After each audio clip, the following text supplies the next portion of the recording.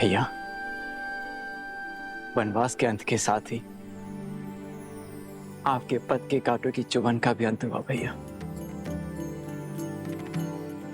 ये वही पादुकाएं हैं जो आपने मुझे सौंपी थी।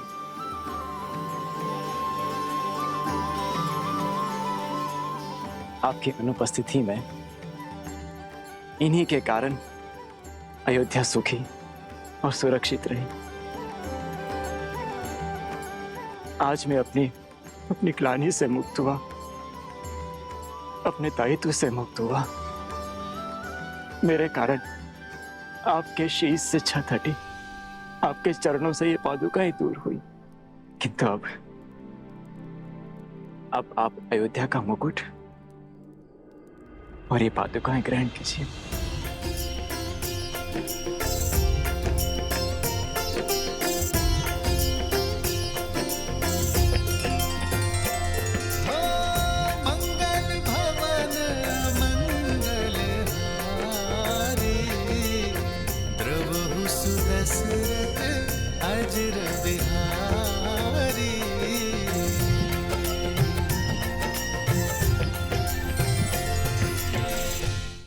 भरत, भैया, आपकी अयोध्या अब आपकी हुई। आज मेरे जीवन का सबसे बड़ा उद्देश्य पूर्ण हुआ कि मैंने श्री राम को उनकी अयोध्या और अयोध्या को उनके श्री राम लौटा दिए।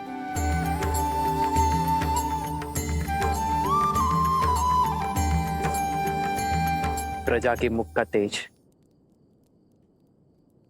और उनके मन का उत्साह प्रतीक है तुम्हारे परिश्रम का। एक माता की भांति तुमने हमारी मातृभूमि अयोध्या का ध्यान रखा है। नहीं भैया, मैं तो एक पुत्र की भांति माता रूपी मातृभूमि की छत्र छाया में रहा, अपने कर्तव्यों का पालन करने का प्रयास करता रहा। संतान भी क्या माता का ध्यान रख पाती?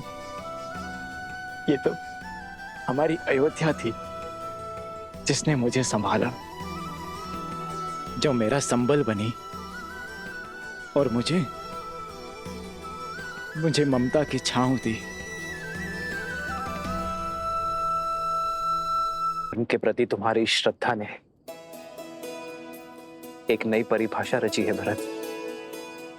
मेरे लिए तुम्हारा प्रेम आज हमें यह सुनहरा दिन दिखाया है। तुम्हारे राज में अयोध्या सुरक्षित थी, एक थी, और अब हम इसे मिलकर आगे बढ़ाएंगे।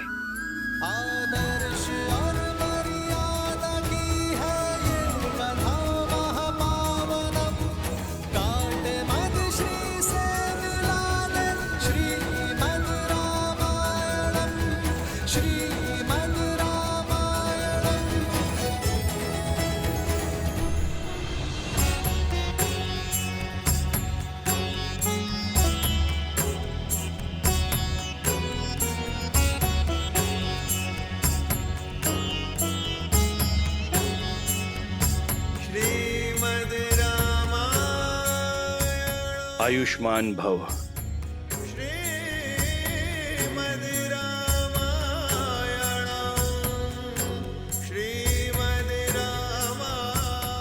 आचार्य, इस यात्रा में हमने प्रयास किया कि आपके दिए ज्ञान का मान रख पाए। राम, मुझे गर्व है कि तुमने मेरी शिक्षा का केवल मान ही नहीं रखा, बल्कि मेरी सिखाई मर्यादा को, रघुवंश के सम्मान को शिखर तक पहुंचा दिया। आज सच्ची गुरु दक्षिणा मिली है इस गुरु को। यह नगर, यह राज, यह प्रजा उद्देश्यहीन थी, जो कि धर्म का पथ दिखाकर नहीं, चलकर बताने से समझ में आता है। समय आ गया है, समय आ गया है। अयोध्या में धर्म ध्वजा लहराने का, राम राज स्थापित करने का।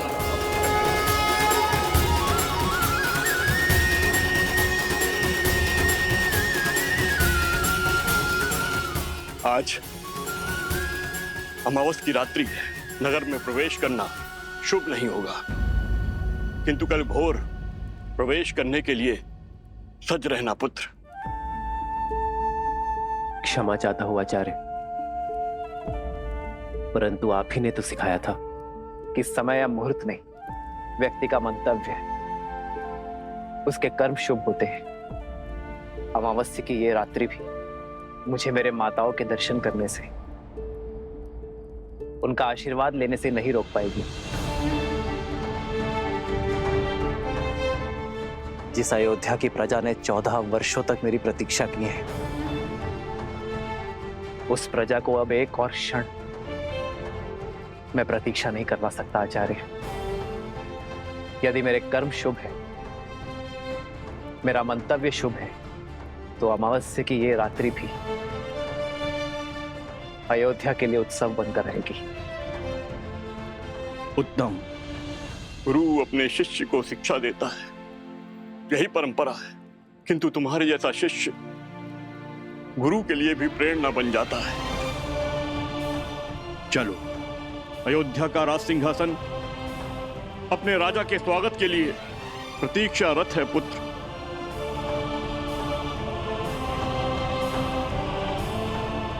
एक राजा होने से पूर्व मैं एक पुत्र भी हूं आचार्य, किंतु राज सिंहासन पर बैठने से पूर्व यदि आपकी आज्ञा हो तो मैं कुछ क्षण अपनी माताओं के आंचल में बैठना चाहता हूं। उनके दर्शन किए बिना ना ये राज सुहाएगा और ना ही ये राज मुकुट। जब एक मां अपने पुत्र के घर लौटने पर उसकी आरती करती है, घर प्रवेश करती है, तो वो अपने पुत्र के तन और मन से संसार की सारी कुरीति, सारे लांछन धोती है। कर्तव्य का भार उठाने से पहले उसकी शुद्धि करती है।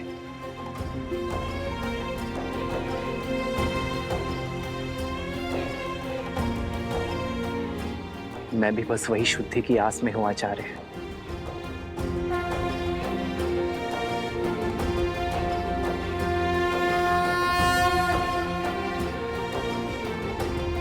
आप आज्ञा दीजिए गुरुदेव, हम जाकर गृह प्रवेश की तैयारी करते हैं।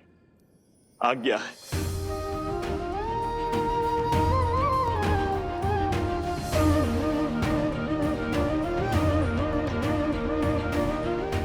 प्रभु, प्रजा की प्रतीक्षा का अंत कीजिए। हाँ भैया, अयोध्या को सुख के रंगों से रंग दीजिए।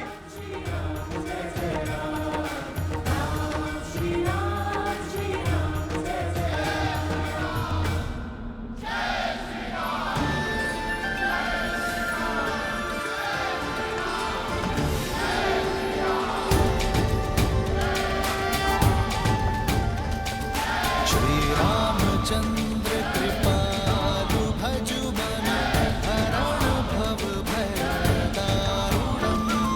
श्री रामचंद्र कृपालु भजु मन हरण भव भय दारुणम्। नव कंज लोचन कंज मुख कर कंज पद कंजारुणम्।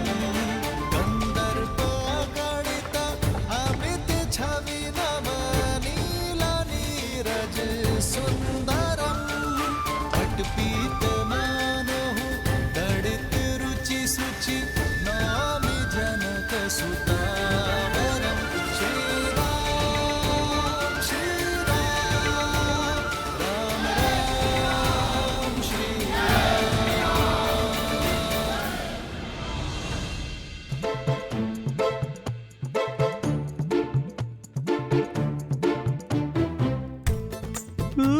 इतने सारे मिष्ठान। बहुत महीने हो गए हैं स्वादिष्ट भोजन किए हुए।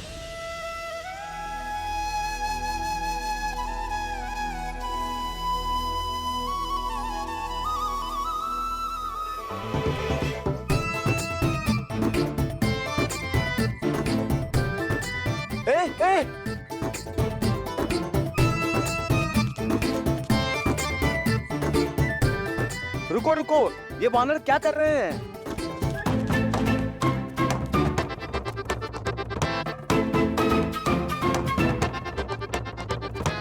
ये दुष्ट वानर तो हमारे सारे मिष्ठान लेकर भाग गए। अब हम प्रजा में प्रसाद कैसे वितरित करेंगे? डांडियों को कोई तो रोको। प्रभु, अयोध्या और इसकी प्रजा पर आपका अधिकार है और हमारा अधिकार है आपका स्वागत करना। परंतु आपके स्वागत के लिए लाए गए मिष्ठान छीनकर ये वो दंड वानर इसे दूषित कर रहे हैं। ये वानर आपकी छवि को धूमिल कर रहे हैं प्रभु श्री राम। इन्हें अयोध्या से बाहर निकालिए प्रभु, ये रंग में भंग कर रहे हैं।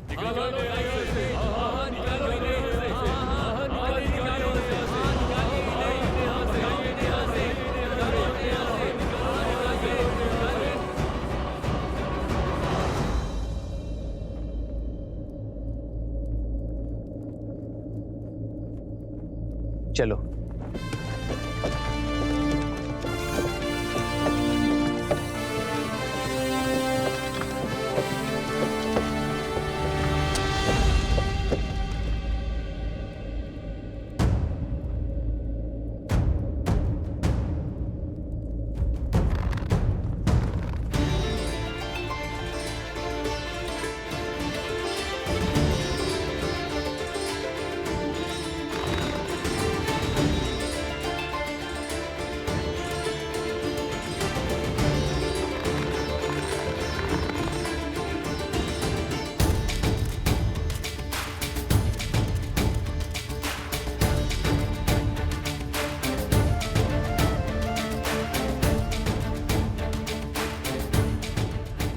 रुक जाओ, रुक जाओ।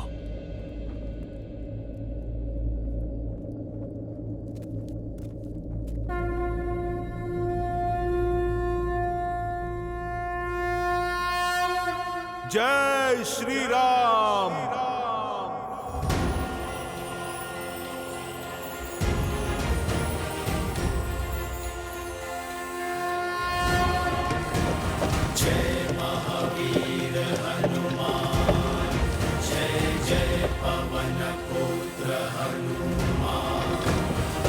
हनुमान ज्ञान गुण सागर जय कपीस तिहु लोक उजागर रामदूत अतुलित बल धामा अंजनी पुत्र पवन सुत नामा।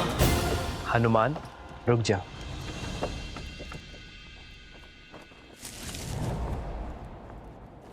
ये केवल सामान्य वानर नहीं है, ये मेरा परिवार है, मेरे रक्षक हैं। ये वो शस्त्र है जिन्होंने मुझे बाहुबल दिया। ये वो कवच है जिन्होंने युद्ध में मेरी रक्षा की। 1 वर्ष भूखे प्यासे रहे, युद्ध में मेरी सहायता की। मेरे लिए इन्होंने अनेकों यातनाएं सही। मेरे वानर वीर सीता से मिलन का सेतु बने, धर्मरथ के चक्र बने और रघुकुल कभी उपकार नहीं भूलता। यदि आज मेरे वानर वीरों के लिए अयोध्या में स्थान नहीं, तो मेरे लिए भी स्थान नहीं।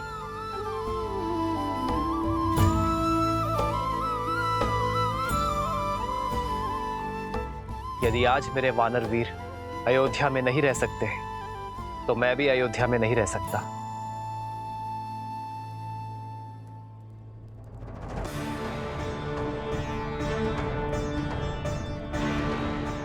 यदि मेरे वानर वीर आपको स्वीकार नहीं, तो मैं भी आपका उपहार स्वीकार नहीं कर सकता। मेरे वानर वीरों का अनादर रघुनंदन का अनादर है, रघुकुल का अनादर है।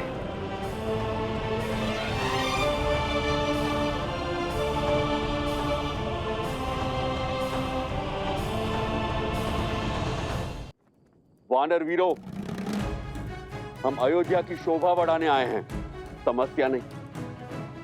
अयोध्या वासियों को हमारे संसर्ग का अभ्यास नहीं है, इसलिए वानर सेना अगले आदेश तक अयोध्या की सीमा के बाहर प्रतीक्षा करेगी। यह उनके राजा का आदेश है।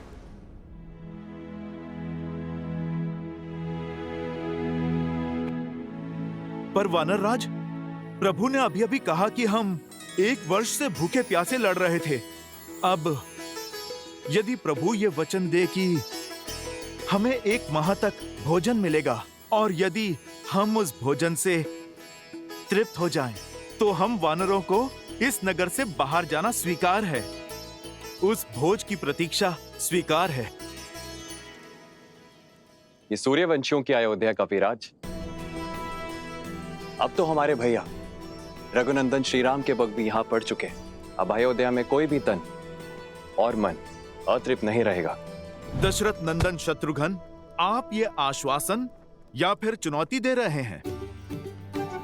अपने स्वर में मधुरता लाओ शत्रुघ्न, क्योंकि मैं कपिराज हनुमान को चुनौती देने का स्वाद चख चुका हूं।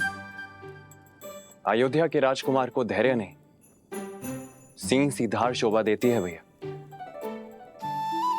श्री राम का भाई हूं मैं, दिए शब्द पुनः कैसे लौटा सकता हूं? अब जो शब्द मुख से निकल गए, ना ही उन्हें लौटा सकता हूं, ना ही चुनौती को। स्वीकार है। भैया शत्रुघ्न, आपके हाथ थक जाएंगे भोजन लाते लाते, पर ये प्रभु श्री राम का दास तृप्त नहीं होगा। चुनौती देना शत्रुघ्न के बालपन का स्वभाव है और चुनौती लेना मेरे हनुमान का। पर यह चुनौती 2 मित्रों की है, शस्त्रों से नहीं, प्रेम के संधान से खेली जाएगी। और जब शत्रुघ्न ने चुनौती का प्रहार कर ही दिया है, तो उसे हनुमान के प्रतिवार से उसे केवल हनुमान और शत्रुघ्न की माता सीता ही बचा सकती है।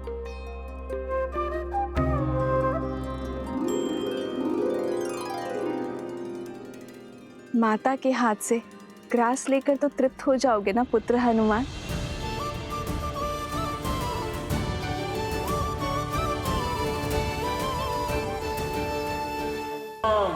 जय श्री राम। जय श्री राम। सियावर रामचंद्र की।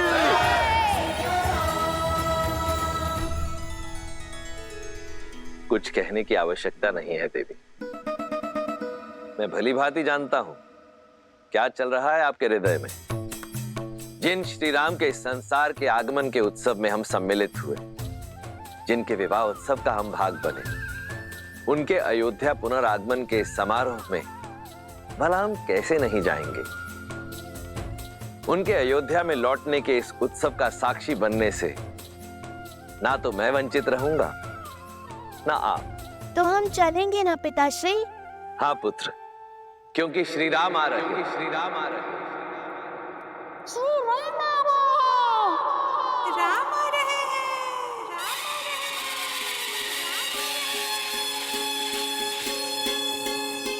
नहीं और भाई सूरज जागा पाए अमृत ये मन प्यासा, पतझड़ बीता मधुरत आई, जीवन में जैसे सुध पाई। सुखी धरा पे जैसे महबर से ठंडक पाए नैनातर से, महायुद्ध अयोध्या ने जीता, लौटे हैं राम लखन सीता। हमरे राम जी सिया पधारे सरयू के किनारे, द्वार सजाओ संग साथिया, सौभाग्य है जगरे दुख दूर भय सारे, स्वागत में नाचो संग साथिया।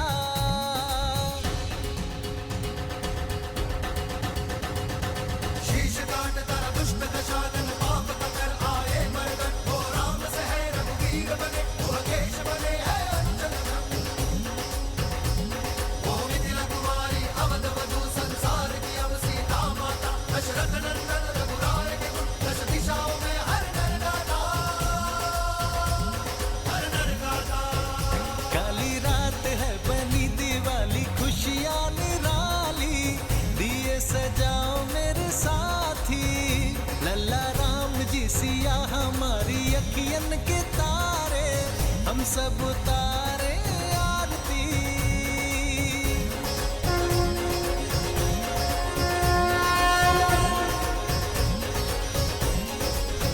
श्री रामचंद्र कृपालु भज मन, हरण भव भय दारुणम, नव कंज लोचन कंज मुख कर, कंज फल कंजारुणम। सिया राम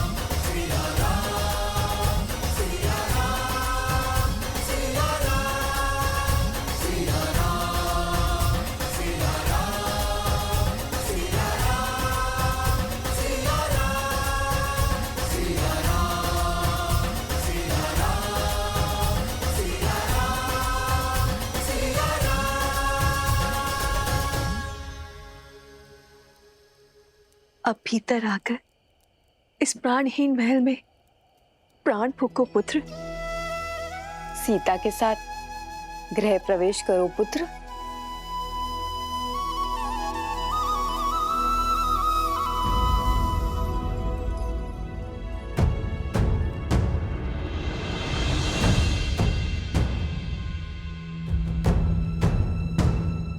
क्या हुआ पुत्र? इन हाथों ने पुण्य स्थापित करने के लिए बहुत बड़ा पाप किया है मां।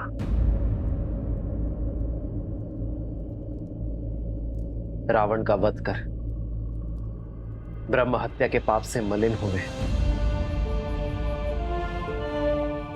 केवल आपकी आरती से ये शुद्ध नहीं होंगे मां।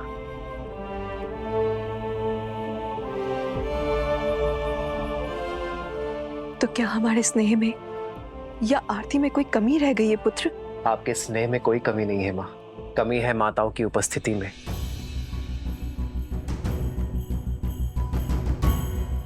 आरती करने वाली एक माता के ना होने में है।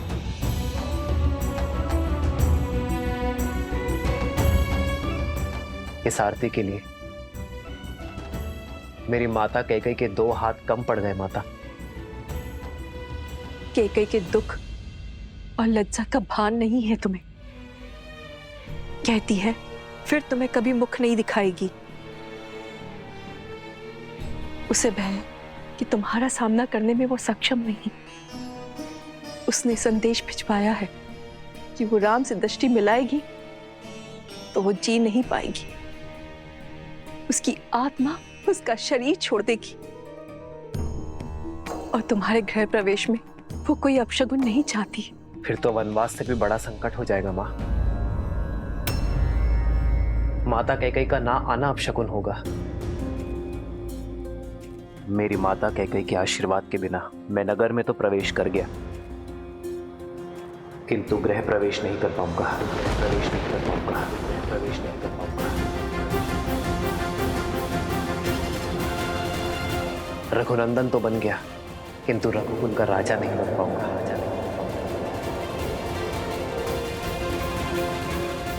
मैं अपनी माता कैकेयी के बिना घर प्रवेश नहीं करूंगा। मैं प्रवेश नहीं करूंगा।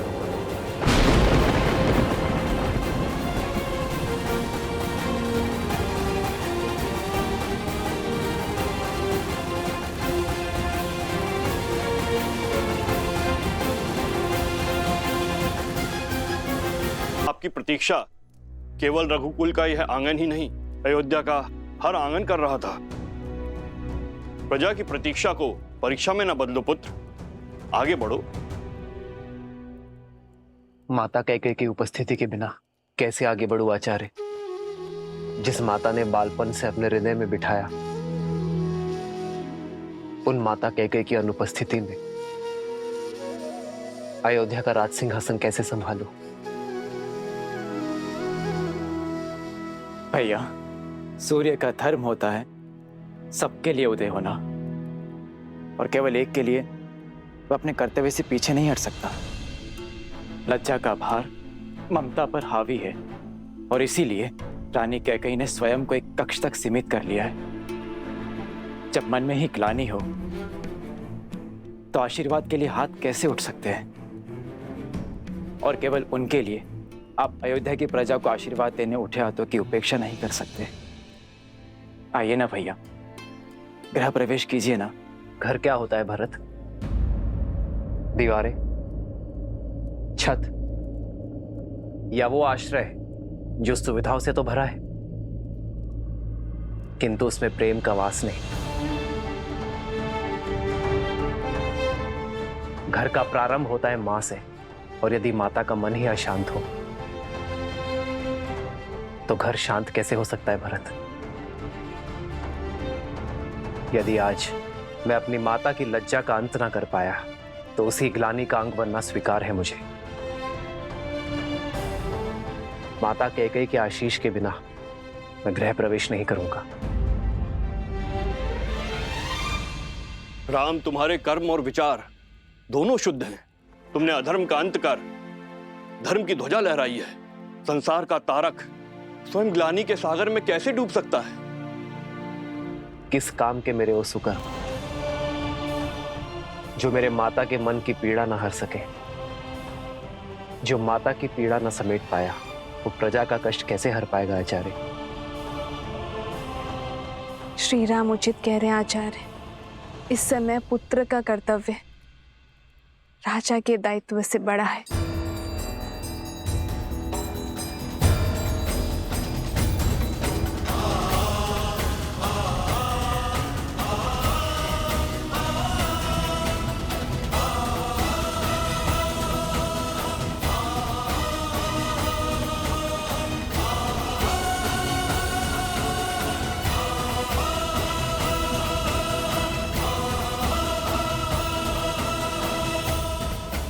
जब तक माता कह के गृह प्रवेश की आरती नहीं करेंगी, सियाराम के पग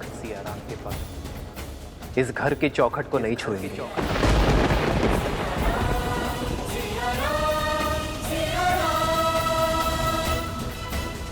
हमें महारानी कैकेयी को बुलाना ही होगा, अन्यथा सूर्यवंश, सूर्य सा तेजस्वी राम खो बैठेगा।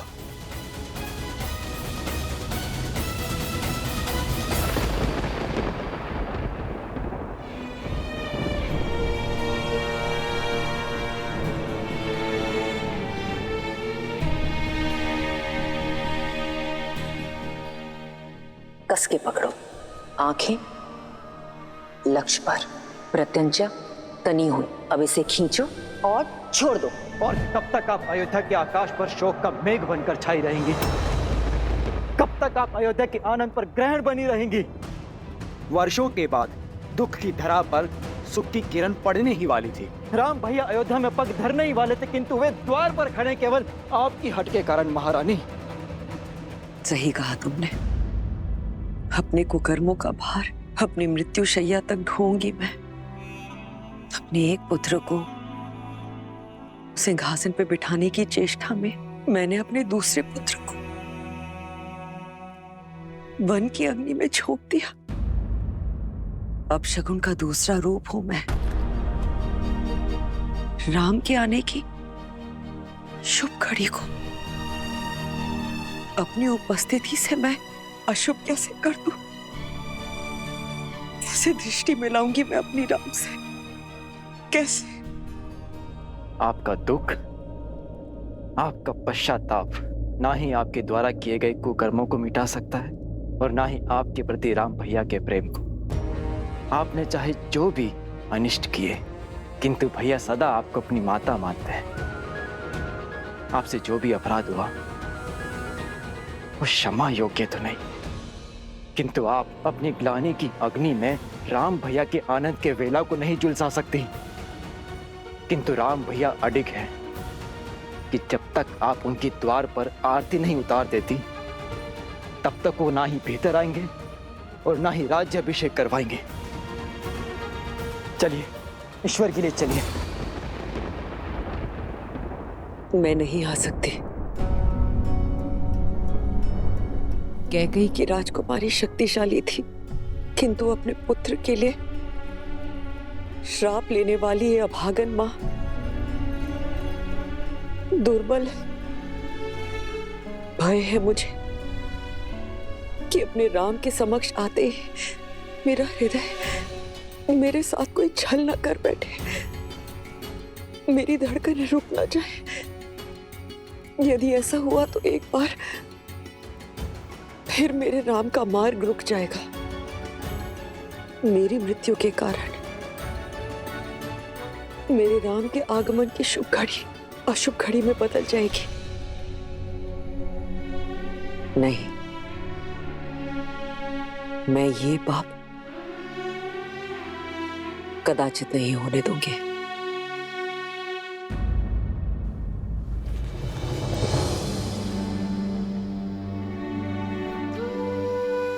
आज प्रेम के आगे ग्लानि को झुकना ही होगा। आपको चलना ही होगा। नहीं चल सकती मैं भरत। क्षमा कर दो मुझे। समझाओ मेरे राम को कि मेरा मन और विवेक मेरे वश में नहीं। अब तो प्रभु से सिर्फ इतनी ही प्रार्थना है कि मैं शीघ्र ही अपने राम को राज सिंहासन पर बैठे हुए देखूं। उसके पश्चात मैं निश्चित रूप से अपने प्राण त्याग सकती हूँ। उसके पश्चात मैं तुम्हारे पिताश्री से क्षमा मांगने परलोक जा सकती हूँ। कदाचित तभी मेरी आत्मा को शांति मिलेगी। क्षमा कर दो भरत, क्षमा करो। निर्बलता के इस क्षण में कैकेयी को विश्वास दिलाने का बल देना नारायण, कैकेयी को राम की दृष्टि मिलने का संबल और उसे आशीर्वाद देने का साहस देना। राम के लिए, अयोध्या के लिए कैकेयी का चित्त शांत करना होगा आपको। उसे ये विश्वास दिलाना होगा कि उसका आशीर्वाद श्राप नहीं, अयोध्या की कल की नींव है। हे भगवान, हमें तारिए। 14 वर्ष तक अयोध्या ने प्रतीक्षा के आंसू पिए हैं। इस प्रतीक्षा का अंत कीजिए। अब क्या होगा? महारानी कैकेयी बाहर आएंगी या नहीं? ना आए तो ही अच्छा है। जिसके कारण हमारे राम ने इतने कष्ट भोगे, महाराज दशरथ ने प्राण त्यागे, उसकी तो छाया हमारे भावी महाराज पे पड़नी भी नहीं चाहिए। सीते, यदि आज माता कैकेयी का सम्मान स्थापित ना हो पाया तो कभी नहीं होगा। संसार यही कहेगा कि अपनी पत्नी का मान बचाने के लिए महायुद्ध लड़ने वाला राम अपनी मां का सम्मान ना बचा पाया। जो भक्त ग्लानि के बेड़ियों में बंधे हो, वो आपके पास कैसे आएंगे आर्य? जब जड़ें सूखी हों तो केवल पत्तों पर पानी डालने से वृक्ष हरा नहीं होता। जड़ों को सींचने से उसके प्राण जागते हैं। आप पहले भी कर चुके हैं आर्य। पहले माता अहिल्या थी, अब माता कैकेयी। आपको उनके सोए हुए मन को जगाना होगा आर्य। यदि पत्नी तुम जैसी धर्मात्मा हो तो व्यक्ति के लिए कोई लक्ष्य संभव नहीं है सीते। धन्यवाद। श्री राम राम राम श्री राम। महल के स्थान पर ये कहाँ चले गए श्री राम?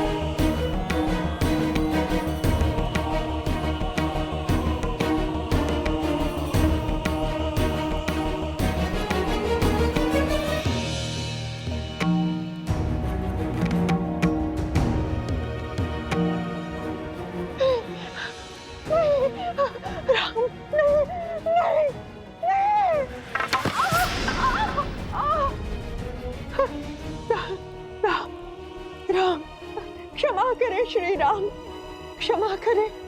ये दुष्टा अपने सारे अपराध स्वीकार करती है। मैं आपके पग पड़ती हूँ प्रभु। मैं पहले बहुत दंड भुगत चुकी हूँ, मुझे और दंड मत दीजिए, और दंड मत दीजिए। नहीं नहीं नहीं राम, नहीं नहीं।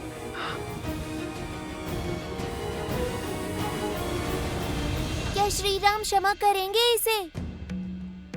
इतना करने के पश्चात तो रावण को भी क्षमा नहीं मिली थी। इसे तो जितना दंड मिले उतना कम है। यही तो थी जिसने महारानी कैकेयी के मन में अधर्म का, अन्याय का और ईर्ष्या का बीज बोया। प्रिय गणेश, माना कि मंथरा के बोल ही श्री राम के कष्टों का कारण बने, परंतु श्री राम ये बात भली भांति जानते हैं, क्षमा परमो धर्म, क्षमा ही सबसे बड़ा धर्म है। श्री राम रूपी ज्ञान की गंगा में गोते खाने के लिए सज्ज हो जाओ पुत्र।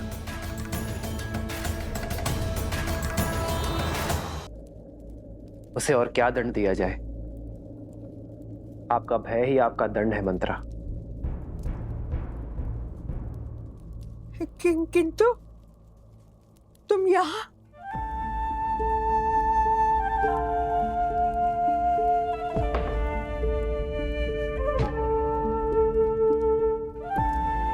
मैं आपको क्षति पहुंचाने नहीं,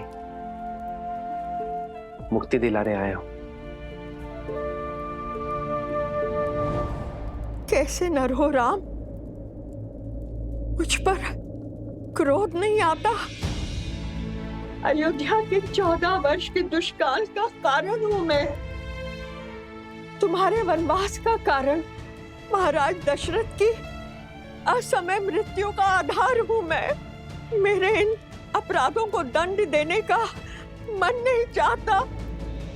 आपने कुछ नहीं किया मंत्रा, ये तो नियति थी, समय था जो ऐसा चाहता था। आप तो केवल निमित्त है मंत्रा।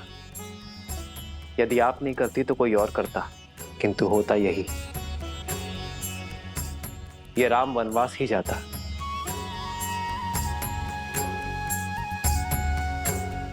निमित्त बनने का दंड तो आप भोग चुकी हैं, अब बारी मुक्ति की है।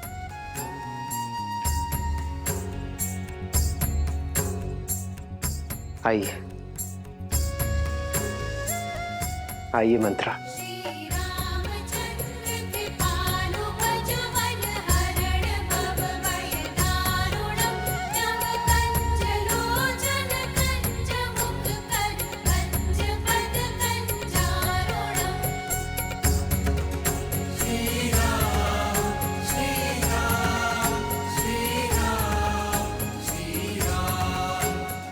राम राजा बनने वाले हैं। यथा राजा तथा प्रजा। राजा की क्षमा प्रजा के लिए दया और करुणा का उदाहरण बनती है। श्री राम ये जानते हैं कि जो हृदय क्षमा कर सकता है वही हृदय सच्चा न्याय भी कर सकता है। अच्छा, तो मंत्रा को क्षमा कर श्री रामनाथ केवल स्वयं करुणा दिखा रहे हैं, बल्कि अपने प्रजा को भी करुणा का पाठ करा रहे हैं। हाँ पुत्र, श्री राम वो राजा नहीं जो केवल युद्ध जीतकर अपनी शक्ति और राज्य का विस्तार करे। श्री राम तो वो राजा हैं जो मन जीतकर सबके हृदय के सम्राट बनना जानते हैं। और आज मंथरा को क्षमा कर उन्होंने इस संपूर्ण संसार को राम राज्य की एक झलक मात्र दिखाई है। वो राम राज्य जिसकी सबसे बड़ी शक्ति है अपने क्रोध और द्वेष पर विजय पा लेना।